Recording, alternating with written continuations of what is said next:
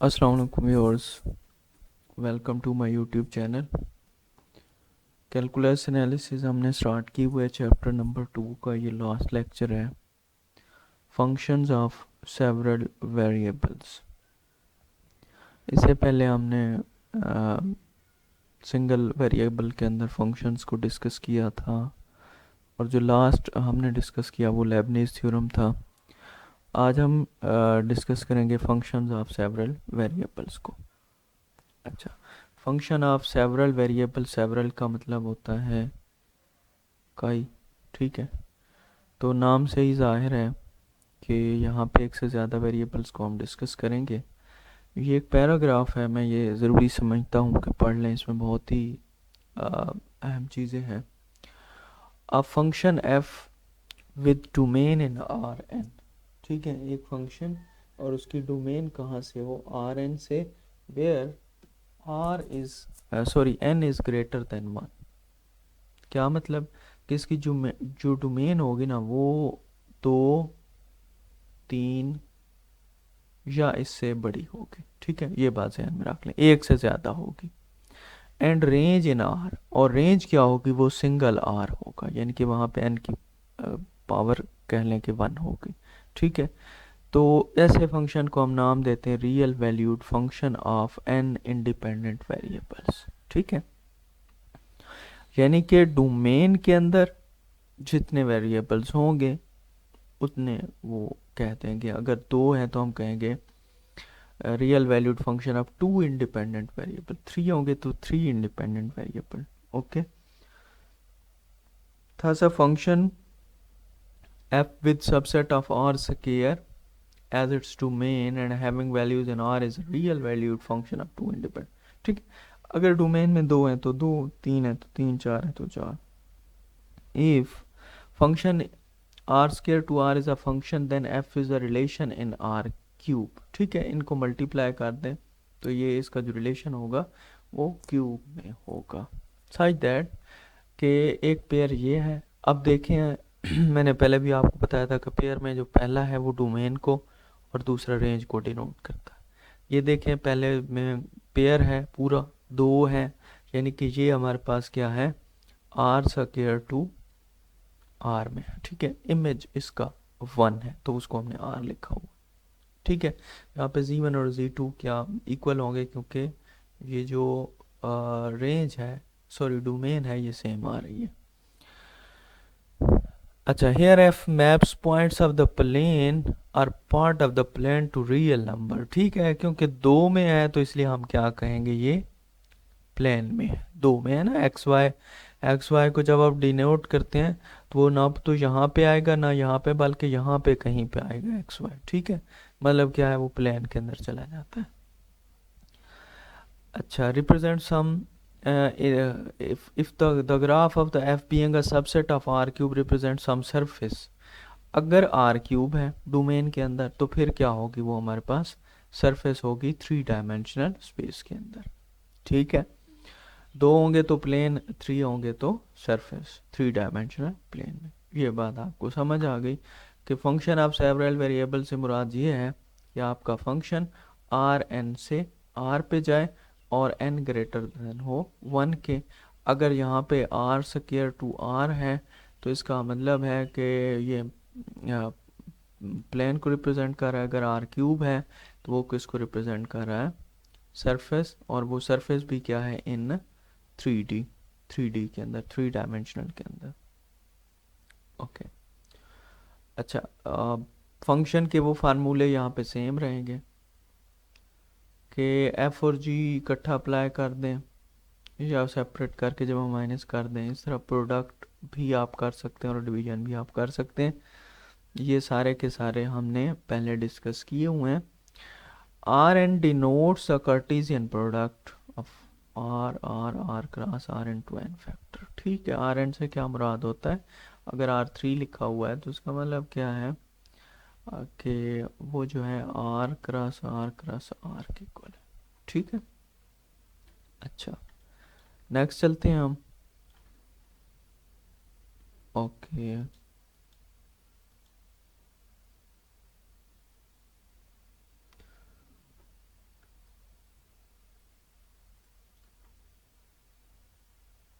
अच्छा, domain of F plus minus G, अच्छा इनकी डोमेन भी भाई वही होगी, ठीक है, जो कि खाली एफ की है या जी की है।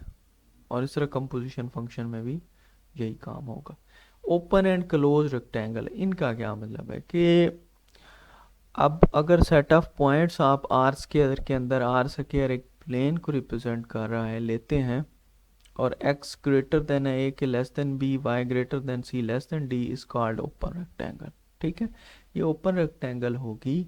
The graph of the open rectangle consist of all points, ठीक है, lying within the rectangle bounded by x is equal to a, x is equal to b. ठीक है, ये इस टाइप की होगी।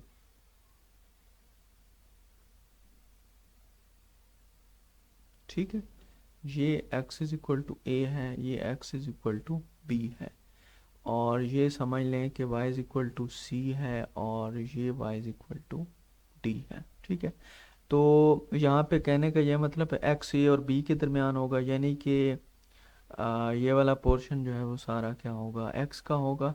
इस तरह y क्या होगा, y भी c और d के दरमियान, तो y भी यहीं पे होगा। इस पोर्शन की बात हो रही।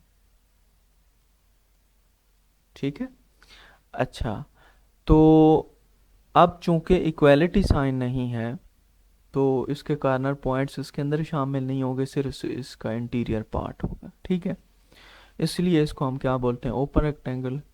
और इस तरह अगर इसके ये पॉइंट्स भी साथ शामिल हो जाए, इक्वालिटी साइन आ गया, तो ऐसी ट्राइंगल को हम क्या बोलते हैं, क्लोज रेक्टेंगल बोलते हैं। क्या बोलते हैं, क्लोज रेक्टेंगल।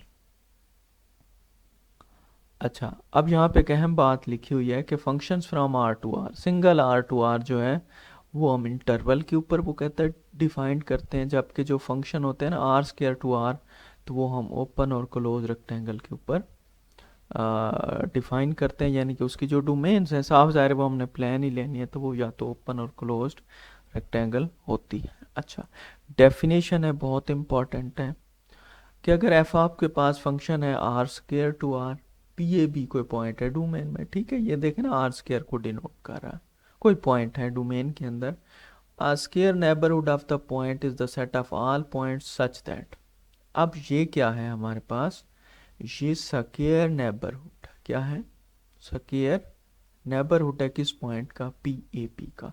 इसको अगर वैसे सिंपल से लिखा जाए तो हम इसको लिखते हैं नेबरहुड को x माइनस ए लेस देन एप्सिलॉन।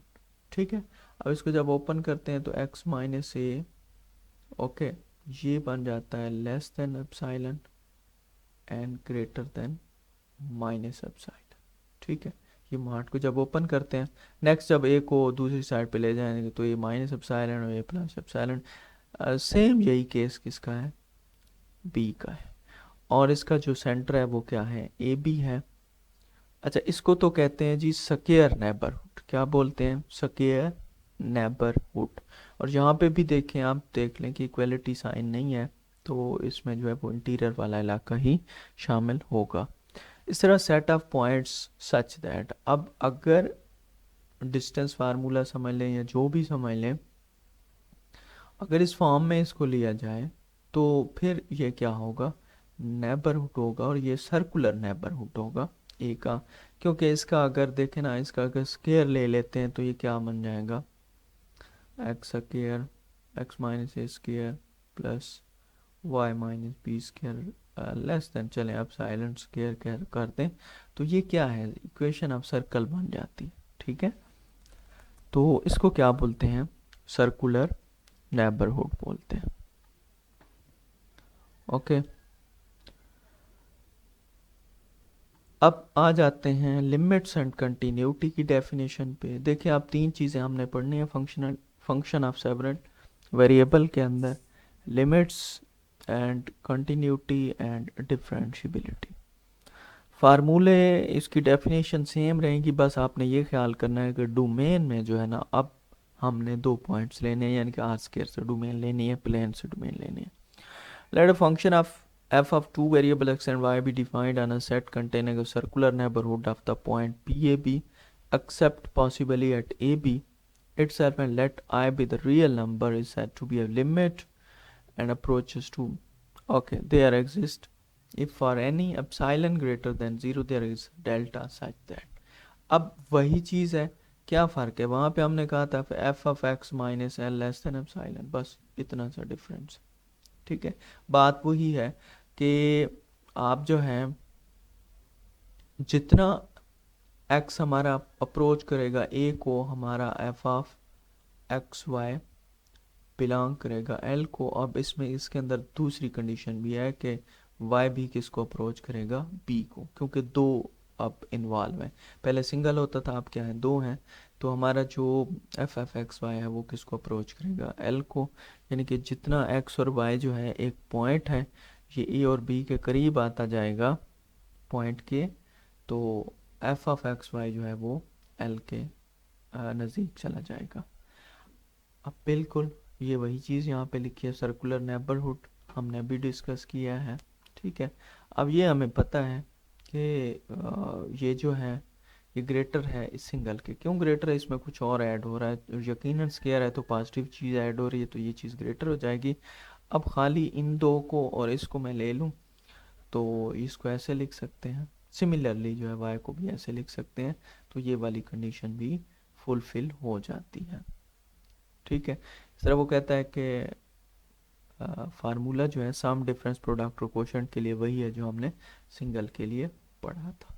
ठीक है, अब ये है लिमिट पुट करने का तरीका, तो बड़ा ही आसान है भाई। एक्स वाई 2 1 को अप्रोच कर रहा है, तो जहाँ पे एक्स है वहाँ पे 2 रिप्लेस कर दें, और जहाँ पे वाई है वहाँ पे 1 रिप्लेस कर दें, और इसका आंसर निकालें, 3 इसका आंसर है। ठीक है, और यहाँ पे देख लें कि एक्स वाई 0 0 को अप्रोच कर रहा है, और ये वन भी अनडिफाइंड ही रहे हैं, ऊपर भी ज़ीरो नीचे भी ज़ीरो, तो हम पैरामीट्रिक इक्वेशंस का सहारा लेंगे। और ये किसकी हैं भाई, ये सर्कल की नहीं है पैरामीट्रिक इक्वेशन। क्यों, क्योंकि यहाँ पे हम सर्कुलर नेबरहुड इस्तेमाल कर रहे हैं इस अपने लिमिट के अंदर। ठीक है ना, सर्कुलर नेबरहुड इस्तेमाल कर रहे हैं, तो ये सर्कल की जो है वो ले हमने पैरामीट्रिक इक्वेशन।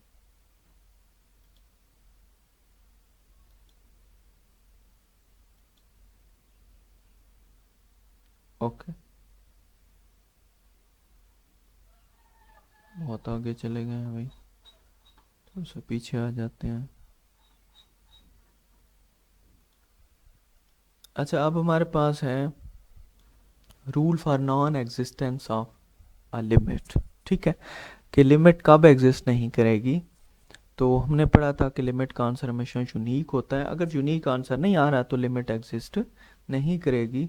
तो यहाँ पे भी वही बात है कि अगर आप लिमिट लेते हैं और इसके we get 2 or more different values, different path के अगेन डिफरेंट वैल्यूज़ अगर आना शुरू हो जाए, तो हम कहते हैं कि लिमिट एग्जिस्ट नहीं करती। इसकी एक एग्जांपल समझ लेते हैं, ज़्यादा इजीली समझ आ जाएगी। अब ये फंक्शन दिया हुआ है, अब देखें ऊपर और नीचे ज़ीरो बन रहा है, तो मैंने पहले आपको बताया कि यहाँ पे आपने देखना है कि आपने किस पाथ के अलाउंग जाना है। तो अगर हम इसको अप्रोच करते हैं लाइन के अलाउंग, अलोंग लाइन, ठीक है, एक्स वाई 0 0 को जाता है, लेकिन कैसे जाता है, एक लाइन से जाता है। या आप इसको किसी भी जो है ना वो पाथ से चेक कर सकते हैं। तो y is equal to m x.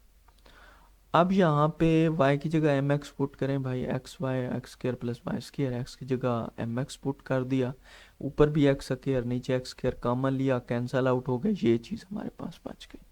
अब यहाँ पे देखें कि m की डिफरेंट वैल्यूज़ के लिए डिफरेंट आंसर, अगर आप 1 ले लेते हैं तो 1/2 आएगा आंसर। ठीक है, अगर हम m को वो 1 लेते हैं तो इसका आंसर क्या आएगा, 1/, ओके,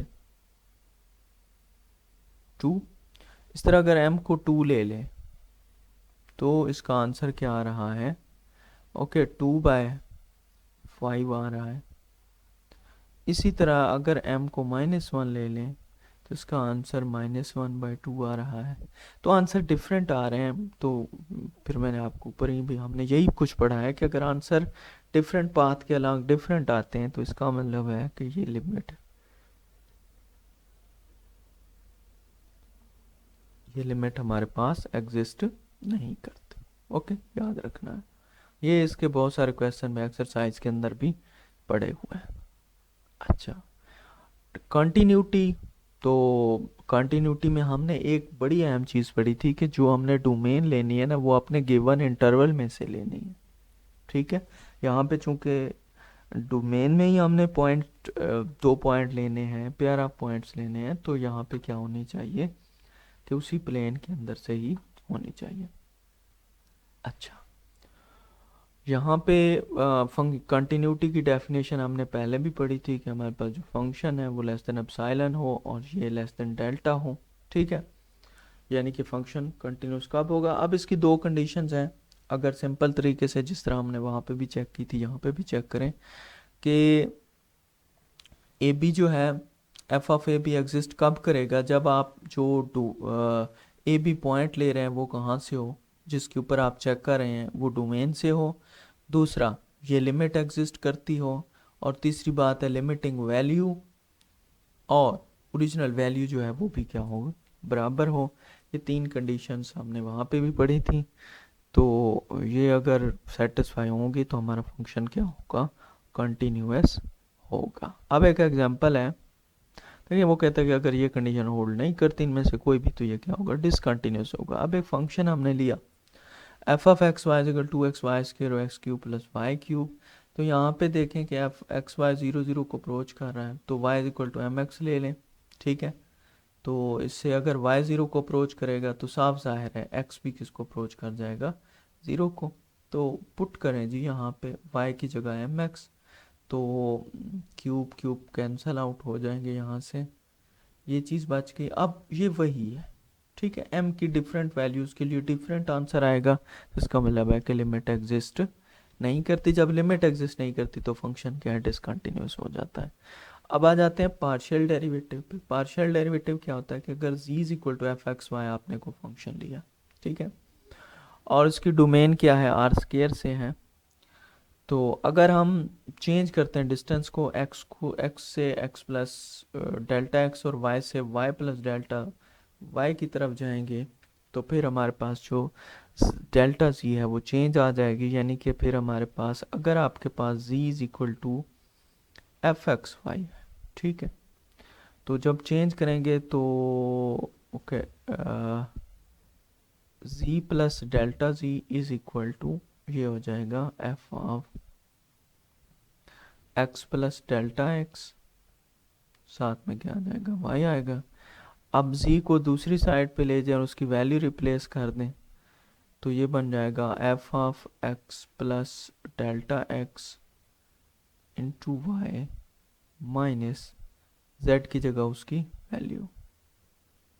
ठीक है, अब इधर भी डेल्टा तकसीम कर दें, डेल्टा एक्स, और इधर भी क्या कर दें, तकसीम कर दें, और इसी तरह delta x goes to 0 limit apply कर दें इधर भी, और इधर भी लिमिट अप्लाई कर दें, तो क्या बन जाएगा, ये बन जाएगा partial z over partial x, और ये सारा वैसे का वैसा आ जाएगा। अच्छा, ये अगर हम विद रिस्पेक्ट टू x इसको डिफ्रेंशिएट करें, अगर विद रिस्पेक्ट टू y करेंगे तो फिर क्या होगा, x खाली y प्लस डेल्टा y आ जाएगा। ठीक, ओके, और यहाँ पे भी डेल्टा y आ जाएगा जो उसको अप्रोच कर रहा होगा। तो ये विद रिस्पेक्ट टू x हमने लिखा है बाय डेफिनेशन पार्शियल डेरिवेटिव को। अच्छा, यहाँ पे y के रिस्पेक्ट भी उसने लिख दिया जैसा कि मैंने आपको बताया था।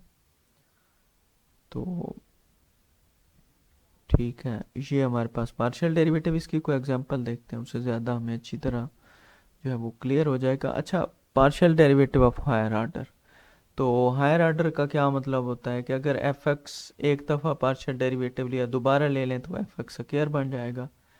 अगर x के लिहाज से पहले लिया और y के लिहाज से लें तो एक्स वाई लेंगे। अगर y से पहले लिया हुआ है x से दोबारा ले लें वाई एक्स बन जाएगा। अगर y से पहले लिया और फिर y से लें तो वाई स्क्वायर बन जाएगा। ठीक है, तो यहाँ पे एफ एक्स और एफ वाई को जो है मिक्स्ड सेकंड पार्शियल डेरिवेटिव्स कहते हैं, और ये इक्वल नहीं होते इन जनरल, स्पेशल केस में इक्वल हो भी सकते हैं। फंक्शन है is equal to log of x y, तो यहाँ पे अप्लाई कर दें भाई ये लॉग वाला रूल कि अगर डिवाइड हो रहे हैं तो दरमियान में माइनस आ जाएगी। अब x से डिफ्रेंशिएट इसको अलहदा कर लें और इसको अलहदा कर लें। तो कैसे करेंगे भाई, ये एक दफ़ा पीछे लिखना था, फिर इसका डेरिवेटिव 2x आ गया, और ये एक दफ़ा नीचे लिखा और इसका डेरिवेटिव 1 ही होगा। तो 2x को ऊपर लेके जाएं और इनका क्या करें जी, एलसीएम ले लें और इसको हल कर दिया। तो ये हमारे पास किसका आंसर आ गया, पार्शियल जी ओवर पार्शियल एक्स का। इस तरह वाई से भी आप कर सकते हैं। तो क्या चेंज होगी, यहाँ पे 2y आता, और यहाँ पे फिर क्या बन जाता 2xy, और यहाँ पे 2y²। तो बिल्कुल सेम टू सेम वही चीज़ आ रही है। ये आप कर सकते हैं, जब आप x का ले रहे होंगे ना तो y को आपने कांस्टेंट लेना है, ठीक है। y का ले होंगे तो x को कांस्टेंट समझना है। पार्शियल डेरिवेटिव का ये वाला फ़ायदा है। अच्छा, अगर आपके पास partial square f over partial x square, यानी कोई भी फंक्शन है उसका एक्स के लिहाज से 2 दफ़ा लें, 2 दफ़ा वाई के लिहाज से लें, और उसको अगर ऐड कर दें, आंसर क्या आ जाए, 0 आ जाए, तो ऐसी फिर इक्वेशन को हम क्या कहते हैं, लैपलास इक्वेशन। और वो फंक्शन जो है वो लैप्लाशियन होगा, क्योंकि वो लैपलास इक्वेशन को सेटिस्फाई कर रहा होगा। तो एक एग्जांपल दी गई है, e x sine y plus e y cos x. पहले इसका सिंगल डेरिवेटिव लेते हैं। तो चूंकि x के लिहाज से ले रहे हैं तो साइन y समझ लें कि कांस्टेंट है, इसको नहीं छेड़ना। इस तरह ई वाई कांस्टेंट है, उसको भी नहीं छेड़ना। x वाले का डेरिवेटिव हमने ले लिया, फिर दोबारा लेंगे तब भी ये चीज़ें क्या रहेंगी, y वाले कांस्टेंट ही रहेंगे। तो ये एक आंसर आ गया। इसी तरह एक आंसर ये आ गया, 2 आंसर आ गए हमारे पास। इन दोनों को हम करेंगे ऐड, तो क्या होगा, ये कैंसल आउट हो जाएंगे, आंसर 0 आ जाएगा। तो इसका मतलब जो गिवन फंक्शन था वो क्या था, लैप्लाशियन था, वो लैपलास इक्वेशन को सेटिस्फाई करता है। अब ये है कि यहाँ पे हमने शो करना है कि ये बराबर नहीं है, तो ये बाय डेफिनेशन किया गया है। क्यों बाय डेफिनेशन की तरफ हम जाते हैं, क्योंकि यहाँ पे हमारे पास अनडिफाइंड बन रहा था। तो फिर हम क्या करते हैं कि जब हम विद रिस्पेक्ट टू एक्स लेते हैं, मैंने डेफिनेशन में भी लिखा था कि सिर्फ एक्स में चेंज आएगी, वाई वैसे ही रहेगा, ठीक है। तो 0+h, चूँकि एक्स वाई जो है वो 0 0 को अप्रोच कर रहे हैं, ठीक है, उनकी जगह 0। और इसी तरह अगर y जो है वो k के इक्वल हो, ठीक है, तो फिर क्या होगा कि जहाँ पे y की वैल्यू है वहाँ पे k आ जाएगा। इसका आंसर ये आ जाएगा। फंक्शन आपको दिया गया है भाई, 0+h पुट कर दें पूरे के पूरे इसमें। तो चूँकि y को क्या ले रहे हैं, 0 ले रहे हैं, तो ये पूरे का पूरा पोर्शन जो है वो 0 बन जाएगा। और इस तरह 0 0 जब लेंगे तब भी 0 बन जाएगा। अच्छा, इसको आपने देख लेना है। ये सिमिलरली जो है वो सारे का सारा किया गया है, ये मैं आप लोग के लिए छोड़ रहा हूँ। और यहाँ पे आप देखेंगे कि एंड पे इक्वल नहीं होंगे। डिफरेंशिएबिलिटी, तो भाई डिफरेंशिएबिलिटी भी फंक्शन ऑफ सेपरेट वेरिएबल की बिल्कुल सेम टू सेम है, जैसा कि हमने एक सिंगल वेरिएबल की पढ़ी थी, ठीक है। इम्प्लीसिट फंक्शन, बिल्कुल ये हम पहले भी पढ़ चुके हैं, ऐसे फंक्शन जो मिक्सअप होते हैं जिनको हम जुदा नहीं कर सकते। तो फिर उनके लिए क्या होता है कि अगर dy by d x find करना है तो एफ एक्स अलहदा से निकाल लें, एफ वाई अलहदा से निकाल लें, और ये बड़ा अहम चीज़ है, ठीक है। इससे आपको बड़ा फ़ायदा होगा।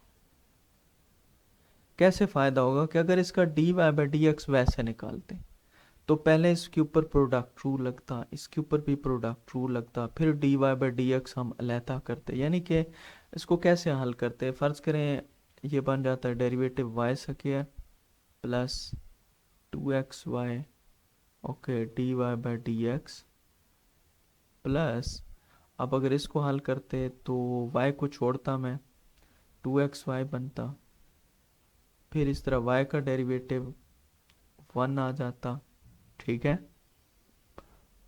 तो ये बन जाता एक्स स्क्वायर, ए स्क्वायर का 0, फिर यहाँ से dy बाई डी एक्स हम लोग फाइंड करते हैं, ठीक है। तो ये 2xy इसके साथ ही रह जाता। तो यहाँ पे जो है थोड़ा सा मसला था, जबकि ये काम अगर हम करते हैं ना, एफ ऑफ एक्स निकालते हैं तो y को कांस्टेंट रखते हैं भाई, वाई स्क्वायर प्लस क्या बन जाएगा 2xy बन जाएगा। एफ वाई निकालते हैं तो x कांस्टेंट है, ये 2xy बनता। और ये एक्स स्क्वायर बन जाता। फिर इसको क्या करें कि एफ एक्स के ऊपर एफ वाई डिवाइड कर दें, लेकिन साथ में माइनस ज़रूर लगाएं। ठीक है। एक यहाँ पे है ये जब आप इसका डेरिवेटिव लेंगे ना तो इसके साथ d y by d x भी आएगा। ठीक है, तो साथ में एक्स स्क्वायर आ जाएगा। तो ये वाला फार्मूला बढ़ाए हैं मैं, इससे आप डायरेक्ट जो है वो d y by d x निकाल सकते हैं, बजाय इसके कि आप कॉमन लेते रहें और इधर उधर की करते रहें। तो ये डिफरेंशियबिलिटी थी। अच्छा भाई, ये वाले क्वेश्चन हैं जो आप लोगों ने करने हैं। अच्छा, आप ये पहला अगर क्वेश्चन देखते हैं ना, एक्स को 0 पुट कर दें, वाई को भी 0, कोई फ़र्क नहीं पड़ना, इसका आंसर 5/4 आना। ठीक है। यहाँ पे भी 1 और -1 पुट करते हैं ना तो इसका आंसर भी खाली ई आ जाएगा। अच्छा, यहाँ पे देखें आप बट्टे में 0 0 बन रहा है। अब आपको यहाँ पे किसी पाथ के साथ आने की ज़रूरत है। ठीक है, जहाँ पे 0 0 बनेगा ना, यहाँ पे आपको किसी पाथ की ज़रूरत है। फ़र्ज़ करें ये क्वेश्चन में पाथ में ले रहा हूँ, y is equal to m x ले लेता हूँ, ये बन जाएगा x cube minus m cube x cube, और नीचे जो है क्या बनेगा, x square plus y square है ना, तो x square plus m square x square. अब जो है वो आप कॉमन ले लें तो आपके पास इसका क्या आ जाएगा, आंसर आ जाएगा। ओके, तो ये सारे के सारे क्वेश्चन जो है वो कहता है कि ये गिवन लिमिट एग्जिस्ट ही नहीं करती। अच्छा, यहाँ पे इस क्वेश्चन में ना ऊपर एक्स क्यूब कॉमन लेंगे तो ये बन जाएगा 1 माइनस एम क्यूब, और नीचे एक्स स्क्वायर कॉमन लेंगे तो ये बन जाएगा 1 प्लस एम स्क्वायर। अब एक एक्स बच जाता है, क्या करता है, एक एक्स बच जाता है। जो एक्स बच जाता है ना, तो उसके ऊपर जब हम एक्स गोज टू 0 लिमिट लगाएंगे, इसका आंसर क्या आ जाएगा, 0 आ जाएगा। ये लिमिट एग्जिस्ट करती है। ठीक है, उसका आंसर 0 है। यहाँ पे भी जितने आप क्वेश्चन डिस्कस करेंगे यहाँ पे लिमिट एग्जिस्ट नहीं करेगी। क्यों नहीं करेगी, यहाँ पे आप y is equal to m x put करना है आप लोगों ने। ठीक है, फिर आप देख लेंगे ऊपर नीचे x कैंसिल हो जाएगा और आपका जो वैल्यू होगी वो किस में बच जाएगी, वो m में बच जाएगी। ठीक है। अच्छा, ये सारे क्वेश्चन भाई आपने करने हैं, को अच्छी तरह करना है, बार बार इनकी प्रैक्टिस करनी है ताकि ये आपको ज़हन नशीन हो जाए। ठीक है। अब ये d y by d x निकालना है। जो लास्ट में हमने मेथड पढ़ा है कि d y by d x इसके इक्वल होता है minus f x over f y. ठीक है, तो ये सारे के सारे उस मेथड, वैसे दूसरे मेथड से भी हो सकते हैं लेकिन आपने इस मेथड से करना है। ठीक है। अच्छा, ये तो था हमारा चैप्टर नंबर 2। इंशाल्लाह नेक्स्ट लेक्चर में हम अपने चैप्टर नंबर 3 को, और सबसे अहम चैप्टर जो है चैप्टर नंबर 3 है। इसमें जो इनडिटर्मिनेंट फॉर्म है ना, ये बहुत ही इम्पोर्टेंट है, टेस्ट के हवाले से, इंटरव्यू के हवाले से बहुत ज़्यादा इम्पोर्टेंट है। तो इंशाल्लाह नेक्स्ट लेक्चर में चैप्टर नंबर 3 को डिस्कस किया जाएगा। मिलेंगे नेक्स्ट वीडियो में, तब तक के लिए अल्लाह हाफिज़।